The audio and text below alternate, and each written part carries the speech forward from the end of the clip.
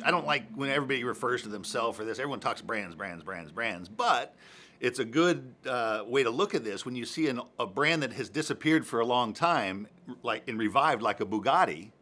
They put out an incredible piece, but then the history is what imbues it with all this stuff that people think about back in the day, and that's for clothing brands, luxury brands, and so forth. And so, it is a brand of sorts. It's an entity, and so I think that's what gives it meaning. Trans Am Champion or the Trans Am Championship.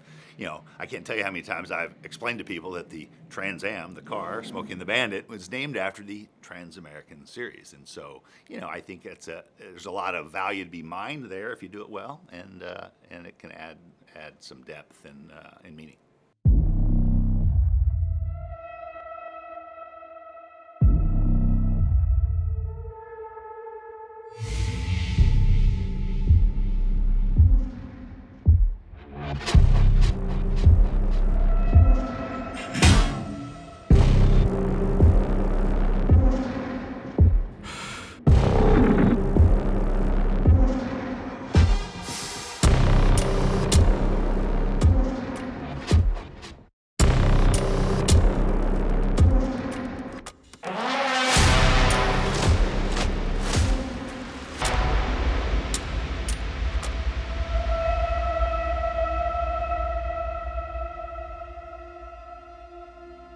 Tommy Kendall, my partner in crime on the talk show, the original TK could have become the Rick Mears of prototype sports car racing, such was his talent, but fate decreed otherwise.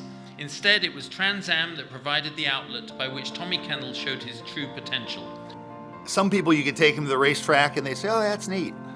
With me, I remember the first time I went, and back to set the stage, back then there was only 3 TV channels. There was no internet.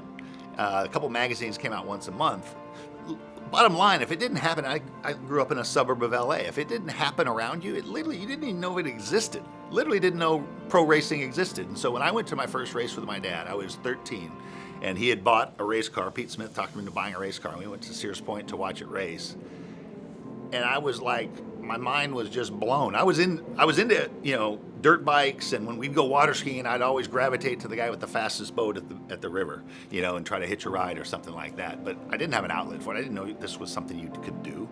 And then when I went there, that awakened that in me. My whole life literally changed course that day. And my dad saw the look in my eye and said, you can't make a living at this. This is not a career. So we'll do what we can. We'll have fun. And it was grades and high school first and going to college and so forth. And so that was literally my sponsorship. As long as I kept Dad happy, I could race.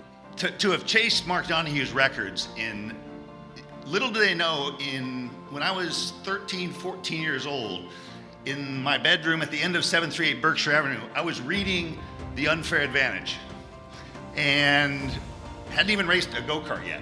It's almost like makes you think you're living in a simulation, because I remember laying in my bed as a 13, 14-year-old, going to sleep, and I was reading The Unfair Advantage. And my dad was starting to do racing, and I didn't know anything about anything.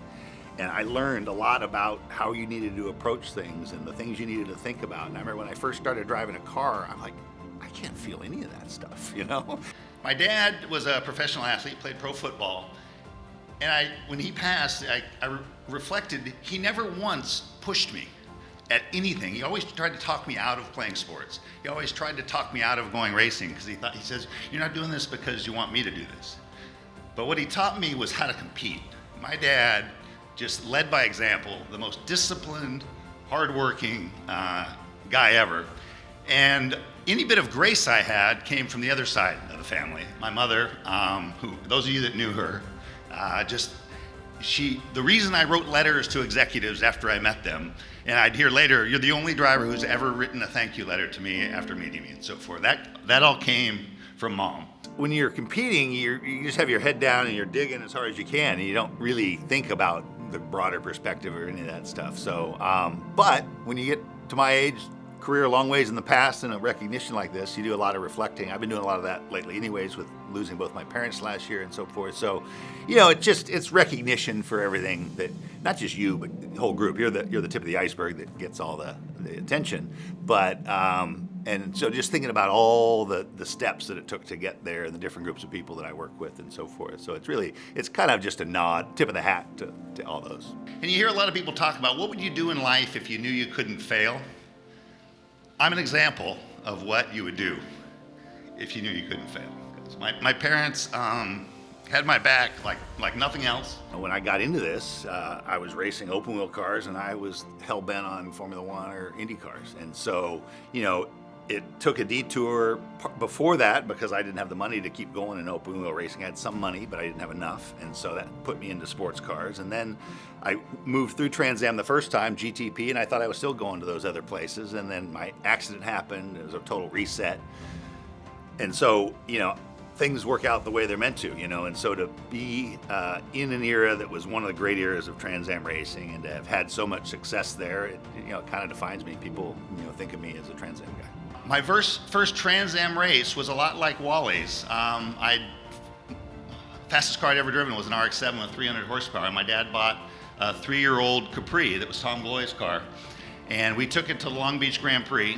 I called Willie T, who I knew from IMSA Racing, and asked about, what you do in these things and so forth, and talked about trying to keep the tires on it. I had no idea what that meant, but he was right to advise that. He told me to call Dave King. Dave King told me some stuff. We showed up in that car, and it showed there was a clip. I finished second to Scott Pruitt that day in my dad's, our little family-run Capri. And that's part of the Hall of Fame for me is, on one hand, intellectually, I know what we accomplished.